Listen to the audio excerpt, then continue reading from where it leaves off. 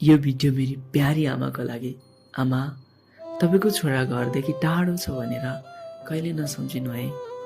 होला भलै तपाईँको छोरा तपाईँको काखदेखि टाढो होला, गाउँदेखि टाढो होला, परिवारदेखि टाढो होला, तर आमा तपाईँको मायादेखि कहिले टाढो भएको छैन है।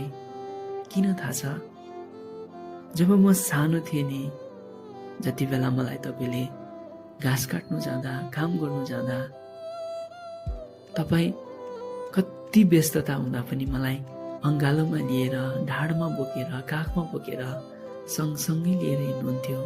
मलाई कति राम्रो संस्कार सिकाउनु भयो, मलाई कति माया दिनुभयो, मलाई माया गर्न सिकाउनु भयो। आज त्यही माया संस्कारलाई बोकेर हिँडिरहेको छु है।